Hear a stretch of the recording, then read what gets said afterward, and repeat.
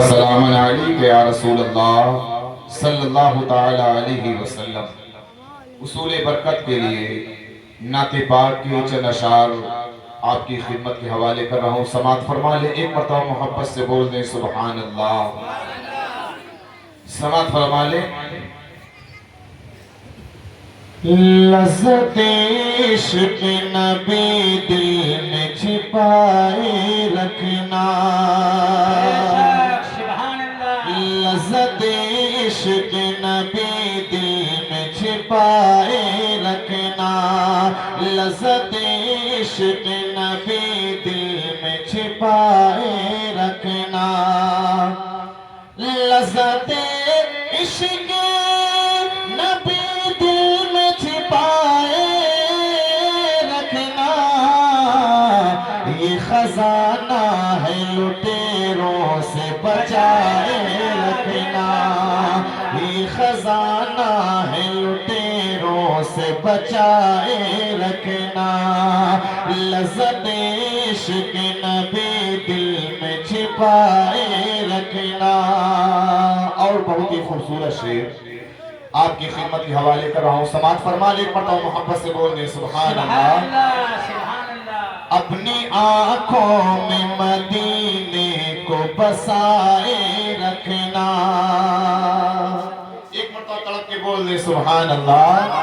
اپنی آنکھوں میں مدینے کو بسائے رکھنا، اپنی آنکھوں میں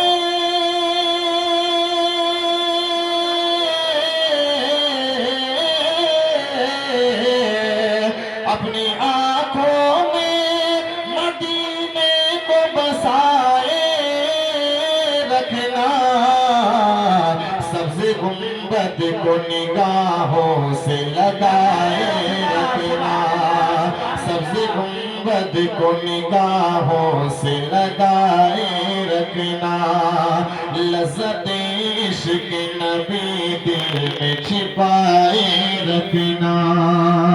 اور یہ بھی شعر محبتوں کے ساتھ سماعت فرما لیں۔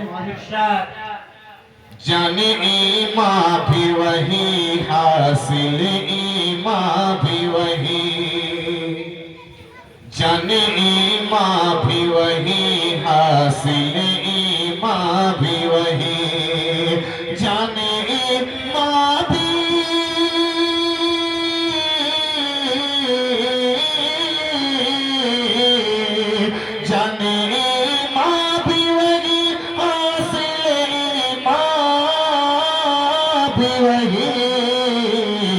یاد سرکار کو سینے سے لگائے رکھنا، یاد سرکار کو سینے سے لگائے رکھنا، لذت عشق نبی دل میں بسائے رکھنا۔ اور یہ بھی شعر پہنچا رہا ہوں، سماعت فرما لیں۔ ایک مرتبہ محبت سے بول دیں سبحان اللہ۔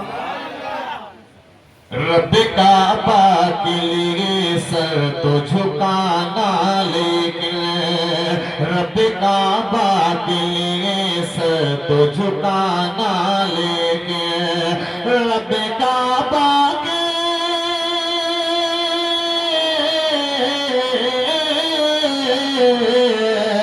رب کعبہ کے سر کو جھکانا، لیکن جان کعبہ کی طرف آس لگائے رکھنا، جان کعبہ کی طرف آس لگائے رکھنا، لذت عشق نبی دل میں چھپائے رکھنا۔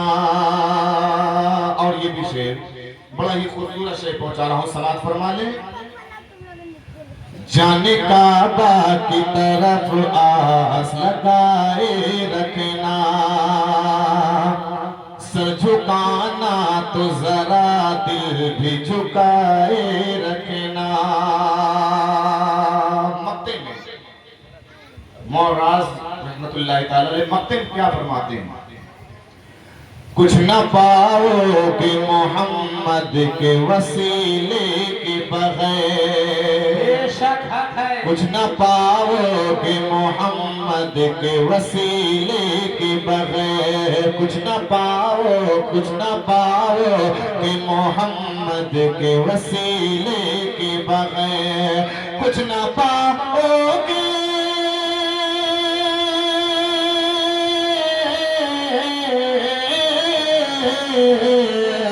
کچھ نہ پاؤ گے محمد کے وسیلے کے بغیر، راز اس راز کو بس دل میں چھپائے رکھنا، راز اس راز کو بس دل میں چھپائے رکھنا، راز اس راز کو بس دل میں چھپائے رکھنا، لذت عشق نبی دل میں بسائے رکھنا۔ درود پاک پڑھ لیں۔ اللہم صلی علی سیدنا شفیعنا حبیبنا مولانا محمد مادنی لودی الکرم وعلی آلہ وصحبہ بارک وسلم، صلو علیہ الصلاۃ والسلام علیک یا رسول اللہ صلی اللہ تعالی علیہ وسلم۔ میں نے حصول برکت کے لیے نعت پاک کے چند اشعار آپ کے سامنے پیش کیے۔ میں نے قرآن مجید کی ایک آیت کریمہ کی تلاوت کرنے کا شرف حاصل کیا۔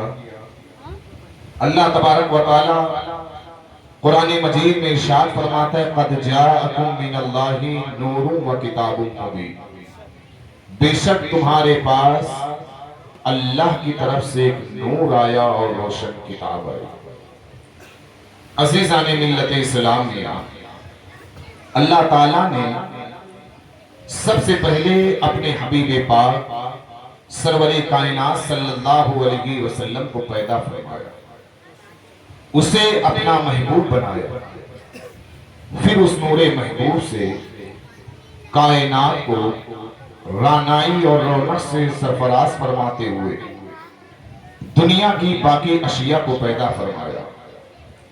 جب اس نور کا اظہار کرنا چاہا تو ایسی مخلوق کو پیدا فرمانے کا ارادہ کیا جو دیگر تمام مخلوقات سے اپنی خلق میں افضلیت کے حامل ہو، اس میں ہر مخلوق کے اوصاف وضع کیے جائیں، اس میں خیر و شر کے عنصر کو بھی ودیت کیا جائے، تاکہ وہ مخلوق اپنی شعور اپنی عقل کو استعمال کر کے خیر و شر میں فرق کرے، خیر کو اپنائے اور شر سے کنارہ کشی کرے، پھر اس مخلوق میں اپنے محبوب کو ظاہر کر دیا جائے۔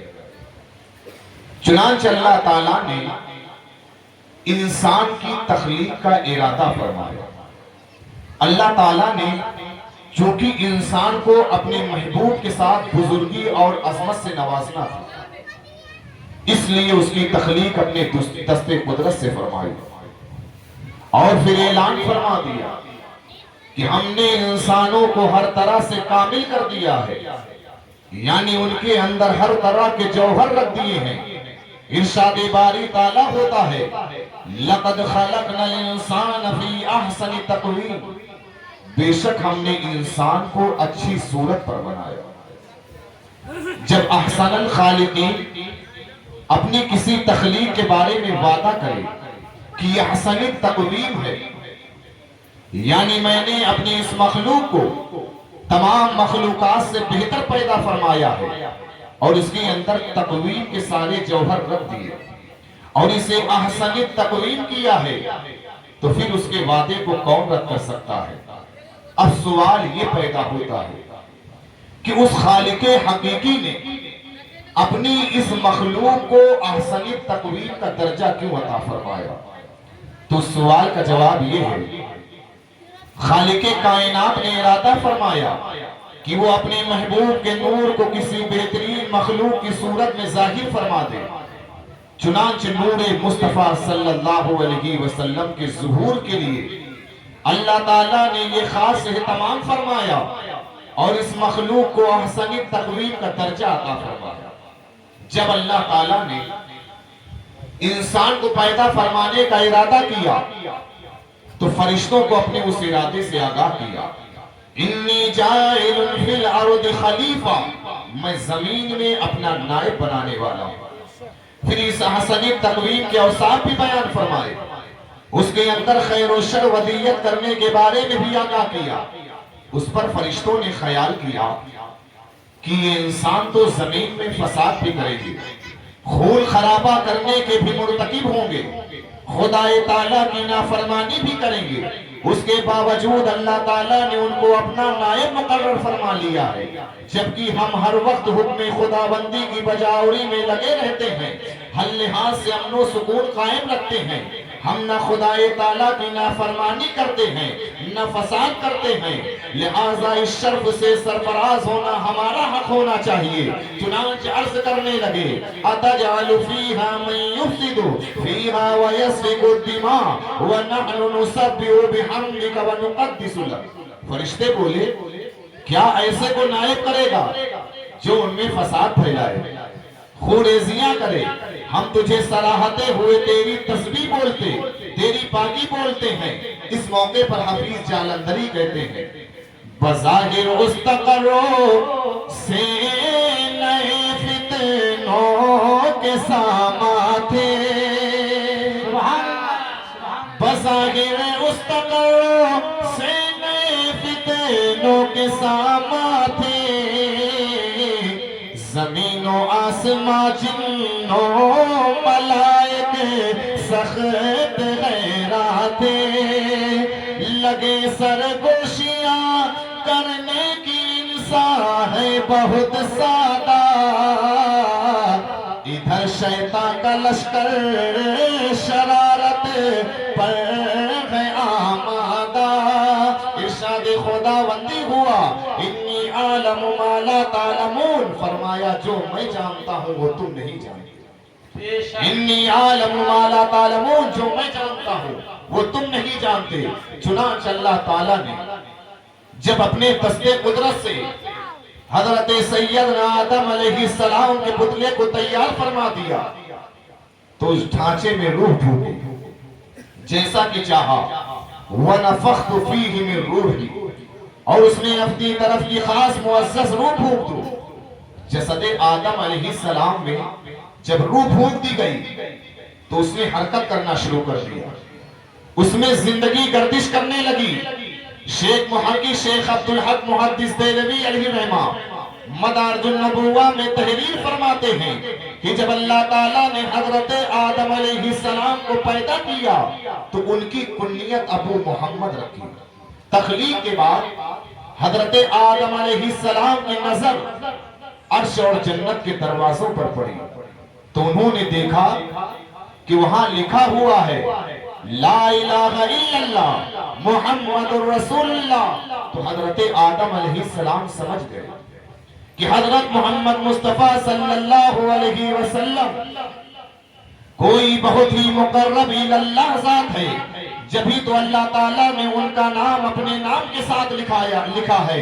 پھر ایک وقت وہ آیا کہ حضرت آدم علیہ السلام نے اس ذات مقدسہ کا وسیلہ بارگاہ خداوندی میں پیش کر کے توبہ کی تو اللہ تعالیٰ نے اس ذات پاک کے وسیلے جلیلہ سے ان کی توبہ کو قبول فرما لیا اور حضرت آدم علیہ السلام کو بتا دیا کہ اے آدم یہی وہ ذات گرامی ہے جس کی خاطر میں نے ساری کائنات کو بنایا ہے اور اسی ذات کی اظہار کی خاطر تمہیں وجود عطا کیا ہے، تمہیں افضل المخلوقات بنایا ہے، اس ذات کو میں تیری نسل میں ظاہر کروں گا۔ کسی شاعر نے کیا خوب کہا ہے وجہ تخلیق دو عالم ہے بس کہ آپ حضور،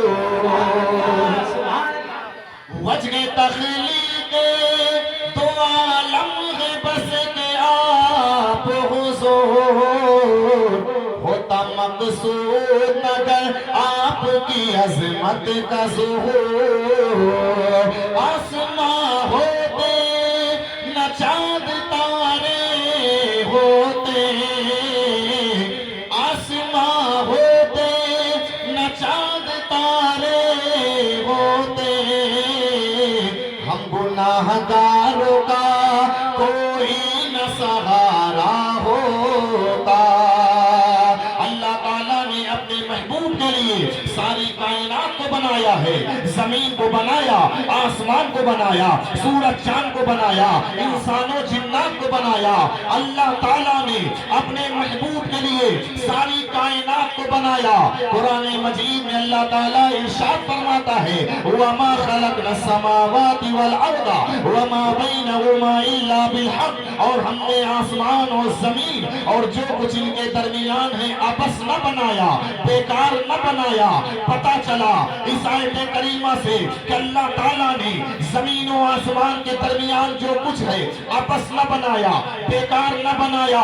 پتہ چلا کہ اللہ تعالیٰ نے اپنے محبوب کے لیے ساری کائنات کو رونق بخشی ہے۔ حضور صلی اللہ علیہ وسلم کی ذات مبارکہ وہ ذات ہے جو کائنات ہست بود کے وجود میں آنے کا باعث بنی ہے۔ آپ کی بدولت دنیا کی رونقیں اور آنائیاں ظہور میں آئی ہیں۔ بریلی کے تاجدار سرکار اعلیٰ حضرت کی جب اس حدیث پر نظر پڑتی ہے تو اس حدیث کا نقشہ یوں کھینچتے ہیں، قرآن کریم کی اس آیت کا ترجمہ یوں بیان کرتے ہیں یا رسول اللہ وہ جو نہ تھے تو کچھ نہ تھا، وہ جو نہ ہو تو کچھ نہ ہو۔ اللہ تعالیٰ نے آپ کے لیے ساری زمین، آسمان، سورج، چاند، انسانوں جنات کو پیدا کیا۔ عرض کرتے ہیں اے پیارے مصطفیٰ وہ جو نہ تھے تو کچھ نہ تھا، وہ جو نہ ہو تو کچھ نہ ہو۔ ارے جانے ہیں وہ جہان کی، جانے ہے تو جہان ہے۔ صاحب نزہت المجالس، صاحب نزہت المجالس ایک حدیث پاک نقل فرماتے ہیں حضور کے وجہ کائنات ہونے کے متعلق۔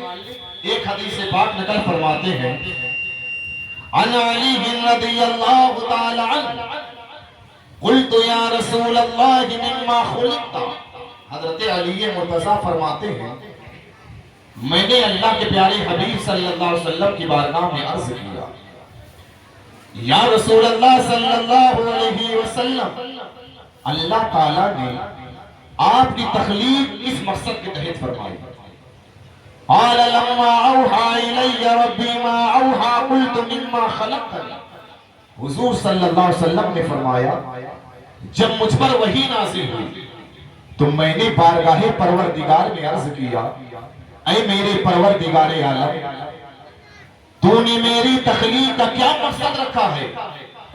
قال تعالى وعزتي وجلالي لولاك ما خلقت ارضي ولا سمائي، ارشاد باری تعالیٰ ہوا اے میرے حبیب اگر میں تمہیں پیدا نہ فرماتا تم میں نہ زمین کو پیدا فرماتا نہ ہی آسمانوں کو وجود بخشتا۔ اللہ کے پیارے حبیب ارشاد فرماتے ہیں کہ پھر میں نے بارگاہ رب میں عرض کیا قلت یا ربی مما خلقتنی، اے میرے پروردگار عالم تیری ذات نے مجھے کس مقصد کے تحت پیدا فرمایا؟ قال تعالی وعزتی لولاک ما خلقت جنتی ولا ناری، ارشاد باری تعالیٰ ہوا اے میرے حبیب اگر تم نہ ہوتے تو میں اپنی جنت اور دوزخ کو پیدا نہ کرتا۔ حضور صلی اللہ علیہ وسلم محبوب کردگار ہیں اور اپنے حبیب کی خاطر ہی اللہ تعالیٰ نے اس جہان فانی اور اس دار البقاء کو وجود بخشا ہے۔ اگر حضور نہ ہوتے تو کچھ بھی نہ ہوتا۔ سرکار اعلیٰ حضرت بریلی کے تاجدار جب اس حدیث کو پڑھتے ہیں تو اس کا نقشہ یوں کھینچتے ہیں انہی کے دم قدم سے باغ عالم میں بہار، مچل کے بول دے سبحان اللہ۔ کیا عرض کرتے ہیں انہی کے دم قدم سے باغ عالم میں بہار، انہی کے دم قدم سے باغ عالم میں بہار، وہ نہ تھے عالم نہ تھا گر وہ نہ ہو عالم نہ ہو، وہ نہ تھے عالم نہ تھا گر وہ نہ ہو عالم نہ ہو۔ شیخ عبدالحق محدث دہلوی علیہ الرحمہ مدارج النبوہ میں ایک حدیث پاک نقل فرماتے ہیں جس میں اللہ تعالیٰ نے واضح طور پر ارشاد فرمایا ہے، اے میرے پیارے محبوب، تم میرے حبیب ہو، میں نے تمہارے لیے اس جہان کو پیدا کیا۔ آپ تھوڑی دیر اپنے ذہن کو حاصل رکھیں کہ آج یہ ہماری اور آپ کی پہلی محفل، پہلی مجلس ہے، تو میں یہ چاہتا ہوں کچھ اللہ کے پیارے حبیب کی سیرت پر، حضور کی نورانیت پر کچھ تذکرہ آپ کے سامنے کروں۔ حضرت شیخ محقق شیخ عبدالحق محدث دہلوی علیہ الرحمہ تحریر فرماتے ہیں حضور کے وجہ کائنات ہونے کے تعلق سے کہ اللہ کے پیارے حبیب نے ارشاد فرمایا، اللہ تعالیٰ نے اپنے پیارے حبیب سے ارشاد فرمایا، اے میرے پیارے محبوب، تم میرے حبیب ہو، میں نے تمہارے لیے اس جہان کو پیدا فرمایا۔ حدیث پاک کے الفاظ اس طرح ہیں، عن سلمان رضی اللہ تعالیٰ قال هبط جبرائیل علیہ السلام على النبي صلى الله عليه وسلم فقال ان ربك يقول۔ حضرت سلمان رضی اللہ تعالیٰ عنہ سے روایت ہے کہ حضرت جبریل امین علیہ السلام اللہ کے پیارے حبیب صلی اللہ علیہ وسلم کی بارگاہ میں حاضر ہوئے اور عرض کیا، یا رسول اللہ صلی اللہ علیہ وسلم، بے شک آپ کا پروردگار ارشاد فرماتا ہے، اے میرے پیارے محبوب، ان کنت اتخذت ابراہیم خلیلا فقد اتخذتک حبیبا، اگر میں نے ابراہیم علیہ السلام کو اپنا خلیل بنایا ہے تو آپ کو اپنا حبیب بنایا ہے۔ وما خلقت خلقا اکرم علی منک ولا خلقت الدنیا واہلها لعارفهم کرامتک ومنزلتک انی ولولاک ما خلقت الدنیا، اور بے شک میں نے کسی مخلوق کو بھی آپ سے زیادہ برگزیدہ پیدا نہیں فرمایا، میں نے دنیا اور اہل دنیا کو اس لیے پیدا فرمایا ہے کہ انہیں آپ کے اس مقام و مرتبے کی پہچان کرا دوں جو میرے یہاں آپ کے لیے ہے۔ اگر آپ نہ ہوتے تو میں دنیا کو پیدا نہ فرماتا۔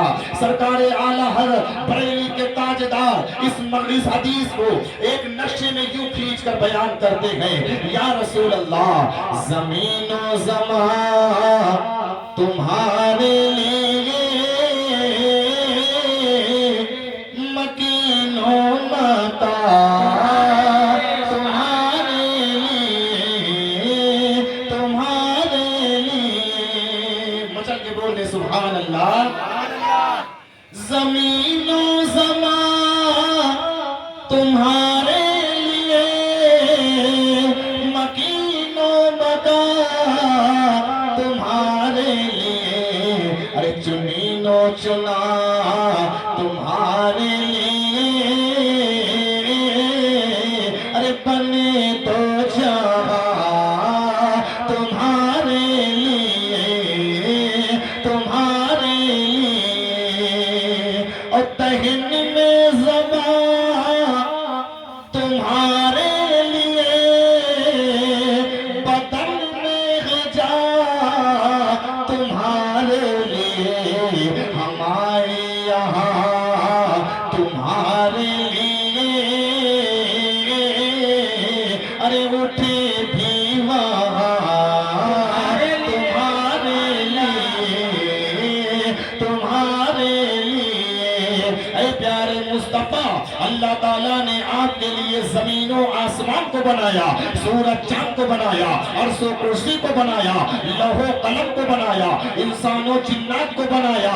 غرض کی اللہ تعالیٰ نے ساری کائنات کو اپنے محبوب کے لیے پیدا کیا۔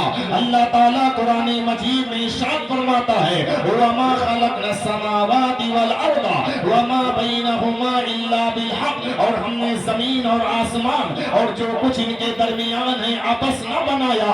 معلوم ہوا اللہ نے فرمایا کہ اس کے درمیان جو کچھ ہے میں نے بیکار نہ بنایا بلکہ اپنے محبوب کے لیے بنایا، اپنے محبوب کے لیے ساری کائنات کو رونق بخشی، اپنے محبوب کے لیے ساری کائنات کو وجود بخشا۔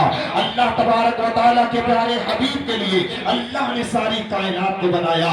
قرآن مجید میں اللہ تعالیٰ ارشاد فرماتا ہے، وَمَا كُنْتَ بِجَانِبِ الطُّورِ إِذْ نَادَيْنَاهُ، اور نہ تم دور کے کنارے تھے جب ہم نے ندا فرمائی۔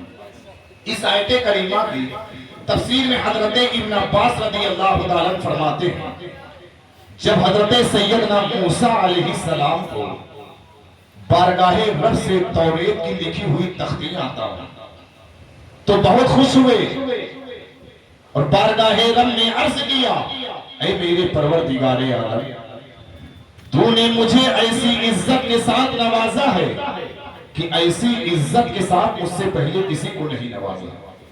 فرمان الہی ہوا اے پیارے موسیٰ کلیم اللہ ہم نے تمہارے دل کو تواضع انکساری والا پایا تو تمہیں اپنے ساتھ کلام کرنے اور نعمت رسالت سے سرفراز فرما دیا اور فرمایا فَخُذْ مَا آتَيْتُكَ وَكُنْ مِنَ الشَّاكِرِينَ لے لو جو میں نے تمہیں عطا کیا ہے اور شکر گزار لوگوں میں شامل ہو جاؤ وَمُدْ عَلَى التَّوْحِيدِ وَعَلَى حُبِّ مُحَمَّدٍ صلی اللہ علیہ وسلم اور جب تمہیں موت آئے تو میری توحید اور محمد صلی اللہ علیہ وسلم کی محبت پر ہی آنی چاہیے۔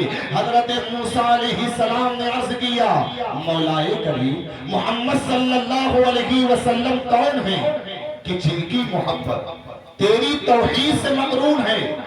فرمان الہی ہوا اے پیارے موسیٰ کلیم اللہ محمد صلی اللہ علیہ وسلم وہ ہیں جن کا نام میں نے زمین و آسمان کی پیدائش سے 2000 قبل عرش پر لکھ دیا تھا، لہٰذا اگر تم میری بارگاہ میں قرب کے خواہش مند ہو تو اس ذات اقدس پر کثرت سے درود پاک پڑھا کرو۔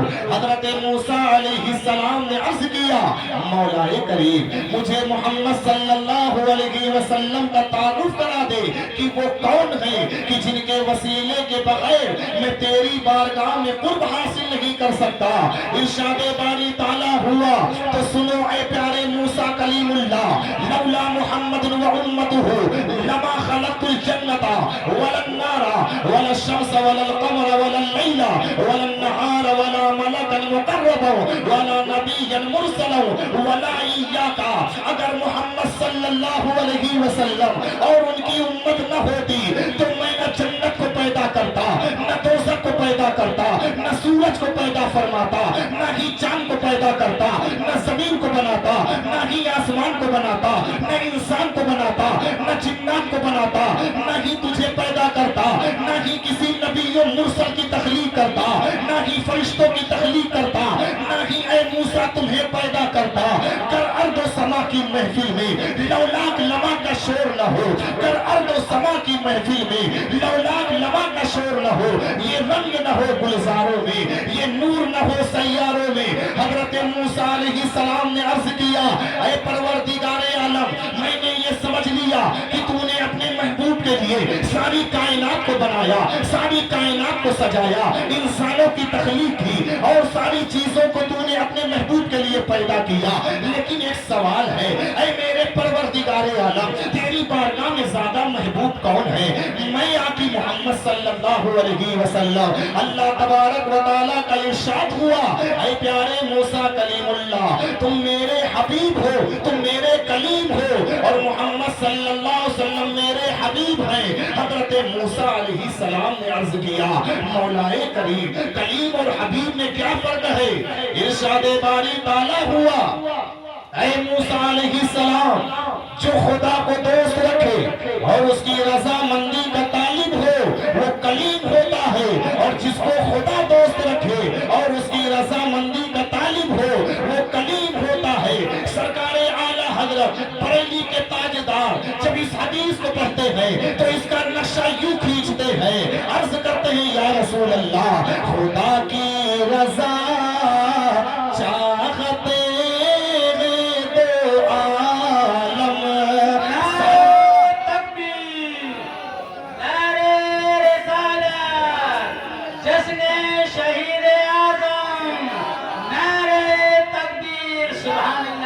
ساری کائنات خدا کی رضا چاہتی ہے، ذرہ ذرہ خدا کی رضا چاہتا ہے، زمین و آفتاب سورج چاند خدا کی رضا چاہتے ہیں، غرض کی پوری کائنات خدا کی رضا چاہتی ہے۔ سرکار اعلیٰ حضرت عرض کر رہے ہیں خدا کی رضا چاہتے ہیں دو عالم، سارے مومن مومنات خدا کی رضا چاہتے ہیں، سارے انسان خدا کی رضا چاہتے ہیں، ذرہ ذرہ خدا کی رضا چاہتا ہے، لیکن خدا کس کی رضا چاہتا ہے؟ خدا کی رضا چاہتے ہیں تو عالم، ارے خدا چاہتا ہے رضائے محمد۔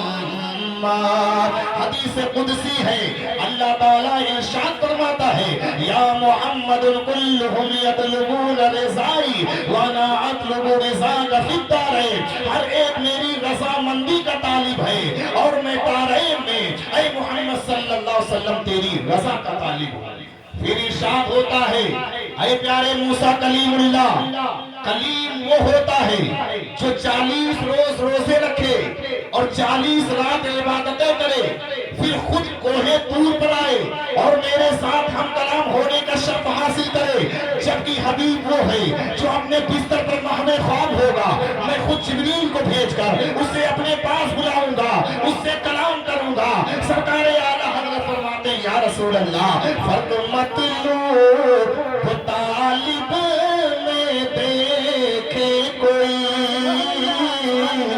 قصہ تو میرا سمجھے کوئی بے ہوش جے میں گھومے دے، کوئی کس کو دیکھا یہ موسیٰ سے پوچھے، کوئی آنکھیں والوں کی ہمت حوصلہ۔ اللہ تعالیٰ نے ارشاد فرمایا اے موسیٰ، اگر محمد مصطفیٰ صلی اللہ علیہ وسلم نہ ہوتے تو میں نہ زمین کو پیدا کرتا، نہ آسمان کو پیدا کرتا، نہ سورج چاند کو پیدا کرتا۔ غرض کہ اللہ تعالیٰ نے اپنے محبوب کے لیے ساری کائنات کو بنایا، ساری کائنات کو سجایا۔ اب آئیے دیکھیے ایک حدیث پاک عرض کرتا ہوں، حضور کے ایک بہت ہی مشہور صحابی حضرت جابر رضی اللہ عنہ ایک مرتبہ بارگاہ مصطفیٰ میں حاضر ہوئے، عرض کیا اے پیارے مصطفیٰ، آپ مجھے بتائیں، آپ مجھے خبر دیں کہ اللہ تعالیٰ نے ساری کائنات سے پہلے، ساری چیزوں سے پہلے کس چیز کو پیدا فرمایا؟ بڑا ہی اہم سوال ہے۔ حضرت جابر کے عرض کرنے کا مقصد کیا ہے؟ وہ پوچھنا کیا چاہتے ہیں؟ وہ پوچھنا چاہ رہے ہیں ساری چیزوں سے پہلے اللہ نے کس چیز کو پیدا کیا؟ زمین سے پہلے، آسمان سے پہلے، سورج سے پہلے، چاند سے پہلے، عرش و کرسی سے پہلے، لوح و قلم سے پہلے، انسان و جنات سے پہلے، غرض کی ساری کائنات سے پہلے اللہ نے کس چیز کو پیدا کیا؟ حضور نے فرمایا اے میرے صحابی، تم یہ جاننا چاہتے کہ اللہ نے ساری چیزوں سے پہلے کس چیز کو پیدا کیا؟ تو سنو، یا جابر ان اللہ تعالی خلق قبل الاشیاء نور نبیک من نورہ، اے جابر بے شک اللہ تعالیٰ نے ساری کائنات سے پہلے تمہارے نبی کے نور کو اپنے نور سے پیدا فرمایا۔ حدیث قدسی ہے، اللہ تبارک و تعالیٰ ارشاد فرماتا ہے، حدیث قدسی اس حدیث کو کہا جاتا ہے جو اللہ کا فرمان ہو، اللہ کا فرمان ہو۔ اللہ کے پیارے حبیب نے فرمایا کہ اللہ تبارک و تعالیٰ نے ارشاد فرمایا، حدیث قدسی ہے، اللہ تعالیٰ نے فرمایا کنت کنزا مخفیا فاحببت ان اعرف فخلقت الخلق، اللہ فرماتا ہے میں چھپا ہوا خزانہ تھا، پھر مجھے چاہت ہوئی کہ میں پہچانا جاؤں، بس میں نے مخلوق کو پیدا کیا، یعنی اپنے محبوب کو پیدا کیا، پھر اپنے محبوب سے میں نے اپنے محبوب کے نور سے ساری کائنات کو بنایا، نبیوں کی تخلیق کی، فرشتوں کی تخلیق کی، یعنی گویا اللہ تعالیٰ فرما رہا ہے میں نے پھر اپنے نبی کے نور سے ساری کائنات کو سجایا، ساری کائنات کو بنایا۔ حضرت جابر سے اللہ کے پیارے حبیب نے فرمایا کہ اللہ تعالیٰ نے تمامی چیزوں سے پہلے تمہارے نبی کے نور کو پیدا فرمایا۔ قرآن مجید میں اللہ تعالیٰ فرماتا ہے قد جاءکم من اللہ نور و کتاب مبین، بے شک تمہارے پاس اللہ کی طرف سے ایک نور آیا اور روشن کتاب آئی۔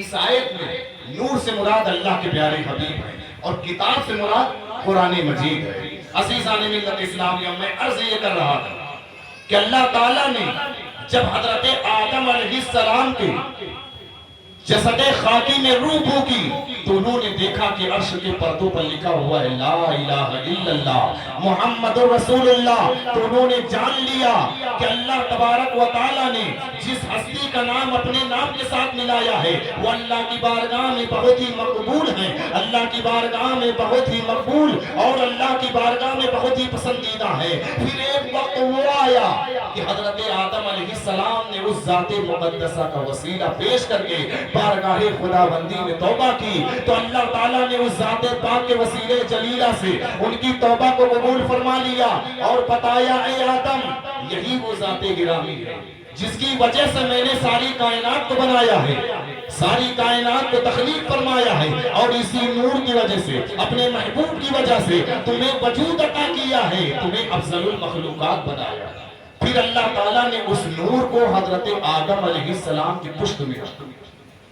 حضرت آدم علیہ السلام کو اللہ تعالیٰ نے اسی مقصد کے لیے پیدا کیا تاکہ اپنے محبوب کے نور کو ان میں ودیعت فرما دے اور پھر ان کی نسل میں اسے ظاہر کر دے.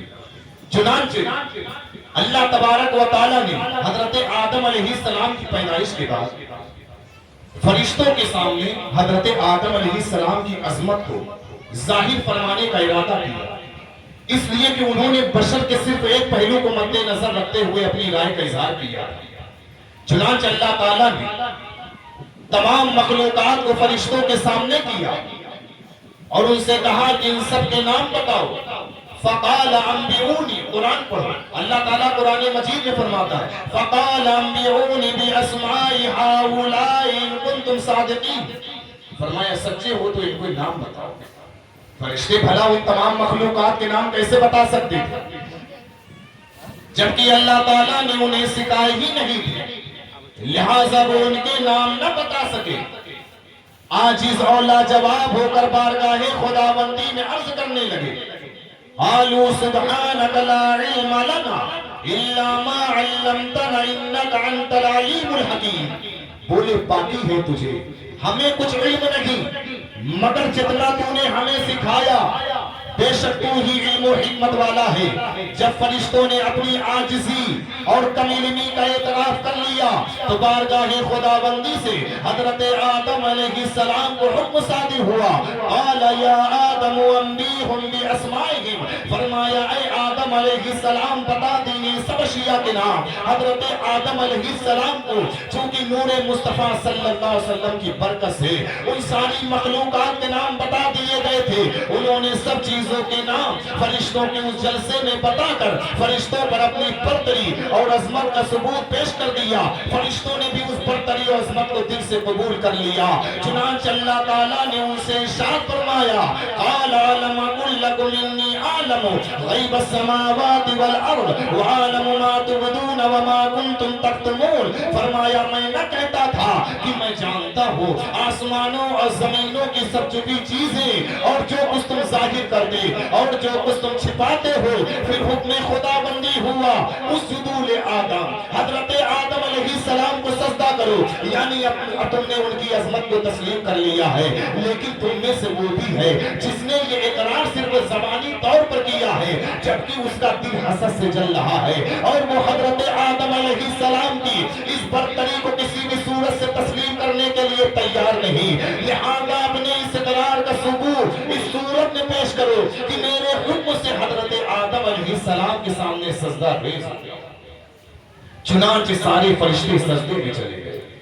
فسجدوا الا ابلیس, قرآن پر اللہ تعالیٰ قرآن مجید میں ارشاد فرماتا ہے فسجدوا الا ابلیس, سب نے سجدہ کیا سوائے ابلیس کے.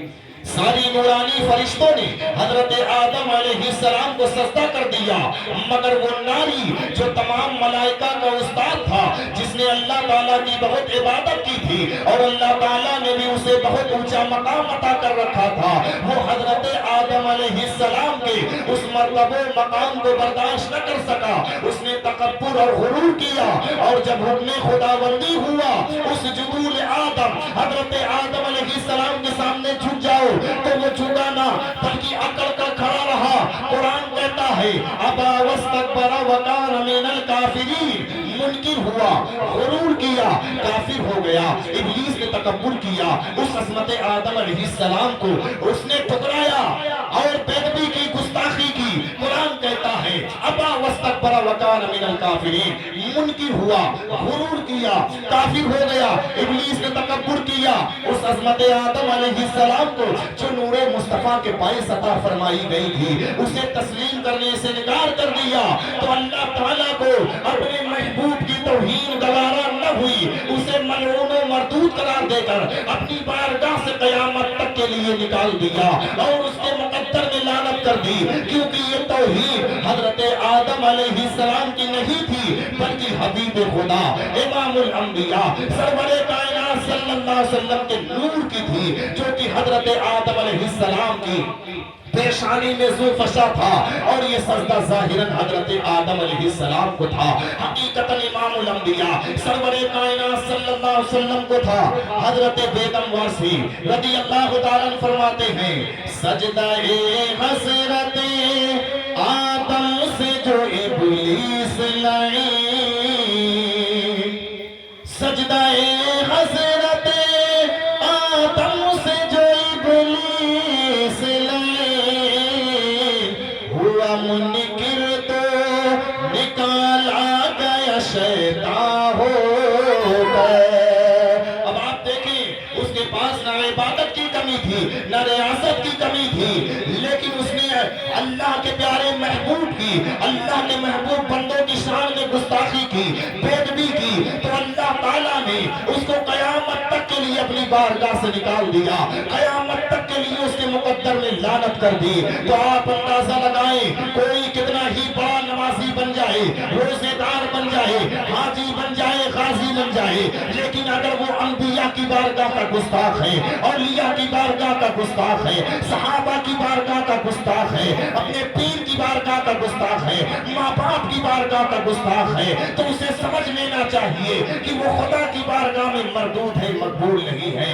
اس لیے کہ جو ادب کرتا ہے وہ نوازا جاتا ہے، جو بے ادبی کرتا ہے، گستاخی کرتا ہے، وہ رادۂ درگاہ ہو جاتا ہے۔ چاہے ماں باپ کی بارگاہ کا ادب ہو، چاہے پیر کی بارگاہ کا ادب ہو، کہ استاد کی بارگاہ کا ادب ہو، کہ صحابہ کی بارگاہ کا ادب ہو، کہ نبیوں کی بارگاہ کا ادب ہو، جو نوازا جاتا ہے، ادب کرتا ہے، اور لیکن جو بے ادبی کرتا ہے، گستاخی کرتا ہے، رادۂ درگاہ ہو جاتا ہے۔ اب ماں باپ کی بات آئی ہے، آج حالات و ماحول ایسے چل رہے ہیں، آپ اندازہ لگائیے، آج ہمارا خون گلیوں میں رسوا ہو رہا ہے، آج ہماری اولادیں ہمیں ٹھوکر مارتی ہوئی نظر آ رہی ہیں۔ کیا وجہ؟ کہ ہم نے اپنے بچوں کی تربیت نہ کی، انہیں دین کی تعلیم نہ دی، ہم نے انہیں کبھی بتایا نہیں کہ جنت تو ماں کے قدموں کے نیچے ہوتی ہے۔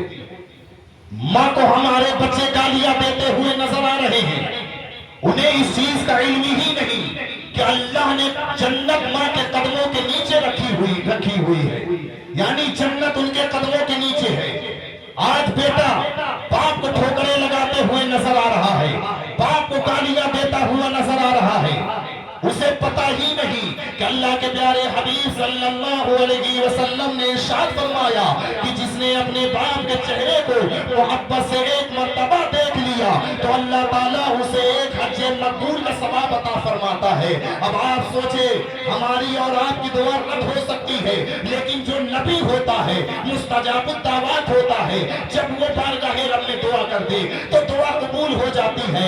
اللہ کے پیارے حبیب نے فرمایا کہ جو اپنے باپ کے چہرے پر محبت سے ایک مرتبہ نگاہ ڈال دیتا ہے، اللہ اسے ایک حج مقبول کا ثواب عطا کر دیتا ہے۔ اب یہ حج مقبول کا ثواب اللہ اسے عطا کر دیتا ہے۔ آج دیکھیں کہ کوئی حج کرنے جاتا ہے، اپنے شہر کو چھوڑتا ہے، اپنے گاؤں کو چھوڑتا ہے، اپنے ملک کو چھوڑتا ہے، وہاں پر جا کر حج کے ارکان کو ادا کرتا ہے، محنت کرتا ہے، مشقت کرتا ہے، لاکھوں روپے خرچ کرتا ہے، پھر وہاں پہنچ کر محنت کر کے اس ارکان کو ادا کرتا ہے۔ جب وہ حاجی پلٹ کر واپس آئے تو آپ اس سے پوچھیں کیا جو آپ نے حج کیا وہ حج بارگاہ رب میں قبول ہوا؟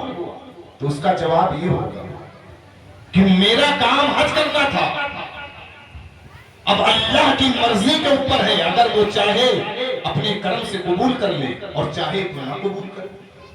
مطلب کوئی گارنٹی نہیں کہ وہ حج بارگاہ رب میں قبول ہوا، لیکن فرمان حدیث یہ ہے، حدیث میں اللہ کے پیارے حبیب کا فرمان موجود ہے کہ جو بندہ مومن محبت سے اپنے باپ کے چہرے پر نگاہ ڈالتا ہے، اللہ اسے ایک حج مقبول کا ثواب عطا کر دیتا ہے. صحابہ کرام نے عرض کیا، اے پیارے مصطفیٰ، اگر باپ گھر میں ہے، جتنی مرتبہ ہم گھر آئیں گے جائیں گے اتنی مرتبہ چہرے پر نظر پڑے گی. اگر کوئی دن بھر میں 10 مرتبہ آ رہا ہے تو 10 مرتبہ چہرے پر نظر پڑ رہی ہے. اللہ کے پیارے حبیب نے فرمایا، اے میرے صحابی، تمہارے دیکھنے کی حد ہے لیکن اللہ کے عطا کرنے کی حد نہیں ہے. اگر تم دن بھر میں 100 مرتبہ دیکھو گے تو اللہ 100 حج مقبول کا ثواب عطا کرے گا. گویا ہمارے دیکھنے کی حد ہے، اللہ کے عطا کرنے کی حد نہیں ہے. تو میں عرض کر رہا تھا کہ آج ہم نے اپنے بچوں کو تعلیم نہیں دی، اپنے بچوں کو دین کی بات نہیں بتائی، شریعت کا علم نہیں دیا، تو یہی وجہ ہے کہ آج ہمارے نوجوان بھٹکتے ہوئے نظر آ رہے ہیں، ماں کو ٹھوکریں لگاتے ہوئے نظر آ رہے ہیں، باپ کو گالیاں دیتے ہوئے نظر آ رہے ہیں. باپ کا وہ مقام ہے، ماں کا وہ مقام ہے. میں نے آپ کے سامنے پیش کیا. آئیے دیکھیے حضور کے ایک صحابی حضرت علقمہ ہے. بس یہی بات کو میں عرض کر کے بات کو مکمل کروں گا. بات بہت تفصیل ہوتی جا رہی ہے. ایک مرتبہ محمد سے درود پاک پڑھ لیں، اللہم صلی علی. کچھ اصلاحی بات آئی ہے، میں عرض کر دے رہا ہوں کہ اللہ تعالی ہمیں اس پر آپ کو ہمیں عمل کرنے کی توفیق عطا فرمائے. اللہم صلی علی سیدنا شفیعنا حبیبنا مولانا محمد ماضی یودی الکرم وعلی آلہ و صحابہ بارک وسلم. حضور کے ایک صحابی حضرت علقمہ، ان کی جب انتقال کا وقت قریب آیا، ان کی روح جب نکلنے لگی تو ان کی بیوی نے دیکھا کہ حضرت علقمہ کی روح نہیں نکل رہی. یہ صحابی رسول ہیں، عبادت گزار، روزے گزار، یعنی نہ عبادت کی کمی نہ ریاضت کی کمی، لیکن جب انتقال کا وقت آیا تو روح نہیں نکل رہی. جب آپ کی بیوی نے کیفیت دیکھی تو حضور کی بارگاہ میں کہلا بھیجا کہ آپ کے غلام پر نزا کی کیفیت طاری ہے لیکن روح نکل نہیں رہی ہے. حضور نے حضرت بلال کو اور حضرت عمار کو بھیجا کہ جاؤ حضرت علقمہ کو کلمہ طیبہ کی تلقین کرو. چنانچہ یہ حضرات آئے اور حضرت علقمہ کو کلمہ طیبہ کی تلقین کرنے لگے، لیکن ان کی زبان سے کلمہ طیبہ جاری ہی نہیں ہو رہا تھا. حضرت بلال، حضرت عمار حضور کی بارگاہ میں آئے، عرض کیا اے پیارے مصطفیٰ، ان کی زبان پر کلمہ طیبہ جاری ہی نہیں ہو رہا ہے. حضور نے فرمایا کیا علقمہ کے ماں باپ میں سے کوئی زندہ ہے؟ ان کی ماں یا ان کے باپ کوئی بھی زندہ ہے؟ عرض کیا پیارے مصطفیٰ ان کی ماں زندہ ہے. کہا کوئی جا کر ان کو بلا لائے، اگر وہ نہ آ سکتی ہو تو میں خود ان کے پاس آ جاتا ہوں.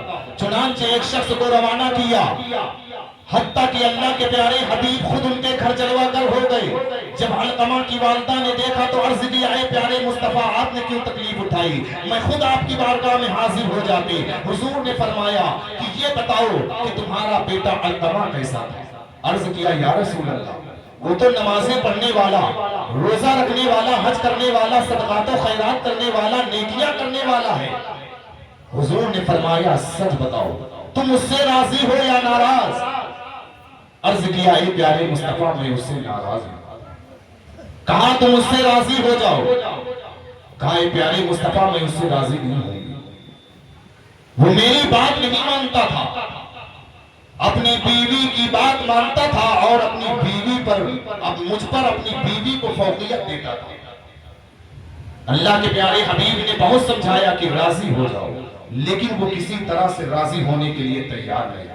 تو حضور نے فرمایا کہ لکڑیاں وغیرہ جمع کرو حضرت بلال سے کہ اسی میں ڈال کر آگ لگا دیا جائے. تو ماں کا دل تھا تڑپ گیا. کہا اے پیارے مصطفیٰ میں اپنے بچے کو اس طرح چلتے ہوئے نہیں دیکھ سکتی.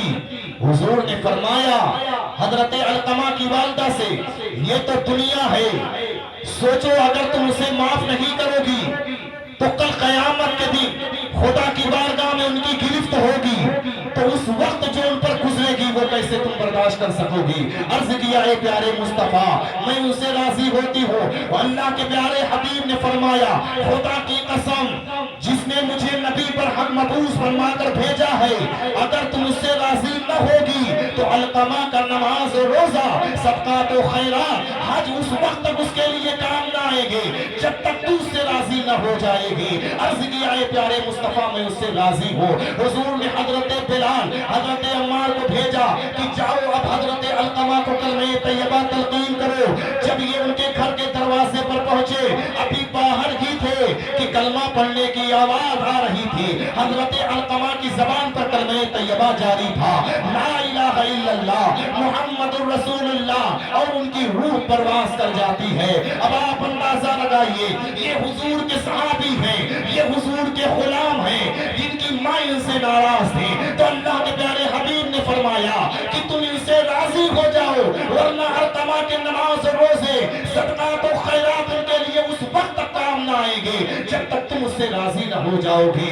تو سوچیں کہ آج ہمارے نوجوان اپنے باپ کو گالیاں دیتے ہوئے نظر آ رہے ہیں، اپنے ماں کو ٹھوکریں لگاتے ہوئے نظر آ رہے ہیں۔ اگر ہم نے انہیں بتایا ہوتا کہ جنت ماں کے قدموں کے نیچے ہے تو ماں کے قدموں کو چومتے ہوئے نظر آتے، باپ کے چہرے کو محبت سے دیکھتے ہوئے نظر آتے۔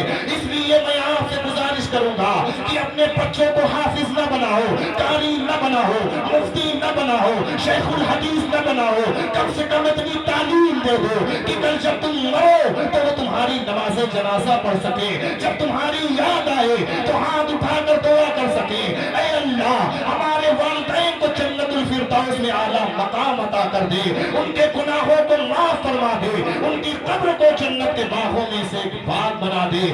اگر ہم نے انہیں تعلیم نہ دی تو ہمارا جنازہ چیخ چیخ کر پکارے گا، اے بیٹے جنازہ پڑھ لے، لیکن بیٹا کہے گا جب مجھے پڑھنا آتا ہی نہیں تو میں کیا پڑھوں۔ باپ کا جنازہ حضرت میں ہے، باپ کا جنازہ ارمان کر رہا ہے کہ میرا بیٹا میری نماز جنازہ پڑھے گا، لیکن بیٹے کے اندر وہ شعور نہیں ہے، وہ تعلیم نہیں ہے کہ وہ باپ کا جنازہ پڑھ سکے۔ اس لیے میں آپ سے اور رمضانی کے پروہ کے زندہ دل مسلمانوں سے گزارش کروں گا اپنے بچوں کو کم سے کم اتنی تعلیم دے دو کہ کل جب ان کو اپنے ماں باپ کی یاد آئے، اپنے پریوار میں، اپنے خاندان میں، اپنے دوست احباب میں کسی کی یاد ستائے تو وہ ان کے لیے ہاتھ اٹھا کر رب کی بارگاہ میں دعا کر سکے اور اپنے دین کے بارے میں انہیں اتنی معلومات ہو کہ وہ اپنے دین پر عمل کر سکے، اپنے دین پر کام کر سکے، صحیح طریقے سے نماز کو ادا کر سکے، روزوں کے ارکان کو ادا کر سکے، حج کے ارکان کو ادا کر سکے، روزوں کو ادا کر سکے اور نمازوں کو ادا کر سکے۔ بات یہ چل رہی تھی کہ جو ادب کرتا ہے وہ نوازا جاتا ہے، جو بے ادبی کرتا ہے، گستاخی کرتا ہے، رادۂ درگاہ ہو جاتا ہے۔ آپ دیکھیں قرآن مجید میں ہے اللہ نے فرمایا ابا واستکبر وکان من الکافرین، منکر ہوا، غرور کیا تو کافر ہو گیا۔ تو اب آپ سوچیں کہ غرور کتنا خطرناک ہے، گھمنڈ کتنا خطرناک ہے کہ یہ انسان کو کہاں سے کہاں پہنچا دیتا ہے، بلندی سے اٹھا کر پستی پر لے آتا ہے۔ تو کبھی غرور نہ کرنا چاہیے، کبھی تکبر نہ کرنا چاہیے، کبھی انا پرستی نہ کرنا چاہیے، کسی کو مصیبت میں دیکھ کر مسکرانا نہ چاہیے، ہنسنا نہ چاہیے، دل اتنا سخت نہ کرنا چاہیے کہ کوئی مصیبت زدہ ہو تو ہم اسے دیکھ کر خوش ہو جائیں، بلکہ ہم اتنے سخت دل نہ بن جائیں، بلکہ اپنے آپ کو جب شریعت اور دین کی سمجھ ہوگی تو اس طریقے پر عمل کرنے کی کوشش کریں گے۔ تو میں عرض کر رہا تھا کہ جو ادب کرتا ہے نوازا جاتا ہے، تو جب فرشتوں نے ادب کیا تو اللہ نے انہیں نواز دیا، شیطان نے گستاخی کی، ابلیس نے توہین کی، رادۂ درگاہ ہو گیا۔ حضرت آدم علیہ السلام کو اللہ نے حضور صلی اللہ علیہ وسلم کے نور کی جو نور منتقل کیا تھا حضرت آدم علیہ السلام کی پشت میں، اس نور کی بنا پر حضرت آدم علیہ السلام کو اللہ نے وہ مقام دیا کہ جنت میں رہنے کے لیے جگہ عطا فرمائی۔ پھر وہ تفصیلی واقعات ہے کہ پھر جنت میں آپ تھے، پھر اس کے بعد آپ زمین پر تشریف لائے، پھر انسانی آبادی کا سلسلہ شروع ہوا، انسانی نسلوں کا سلسلہ شروع ہوا۔ مختصر یہ کہ حضور کا یہ نور جس کے پاس گیا، اللہ نے اسے عظمتوں اور عفتوں سے نوازا، دنیا میں اس کا مقام بلند رکھا۔ جب یہ نور ایک شخصیت سے منتقل ہو کر دوسری شخصیت کے پاس جاتا تو اس شخصیت کو بھی عظمتوں اور عفتوں سے ہمکنار کر دیتا، اسے دنیا و آخرت کی مصیبتوں بلاؤں سے محفوظ کر دیتا، یہ نور اسے سب سے ممتاز کر دیتا۔ اسی نور کی برکت تھی کہ حضرت آدم علیہ السلام کی توبہ قبول ہوئی، اسی نور کی وجہ سے نار نمرود حضرت ابراہیم علیہ السلام پر گلزار بن گئی، اسی نور نے حضرت سیدنا اسماعیل علیہ السلام کو ذبح ہونے سے بچا لیا۔ حضرت مولانا جامع قدس سے رہو بڑے پیارے انداز میں فرماتے ہیں، یا رسول اللہ اگر نام محمد رانی آورد شفیع آدم،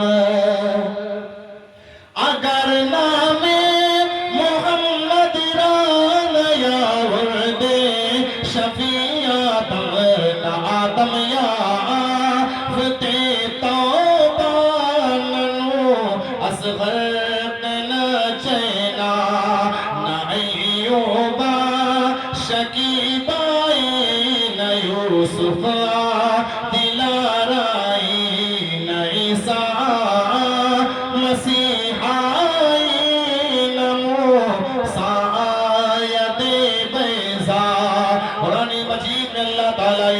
فرماتا ہے قد جاءکم من اللہ نور و کتاب مبین، بے شک تمہارے پاس اللہ کی طرف سے نور آیا اور روشن کتاب آئی۔ یہ مختصر سی تھوڑی دیر کی کچھ باتیں تھیں جو میں نے آپ کے سامنے پیش کر دی ہیں۔ یہ قصہ لطیف ابھی ناتمام ہے، جو کچھ بیان ہوا آغاز بات تھا۔ وآخر دعوانا الحمدللہ رب العالمین۔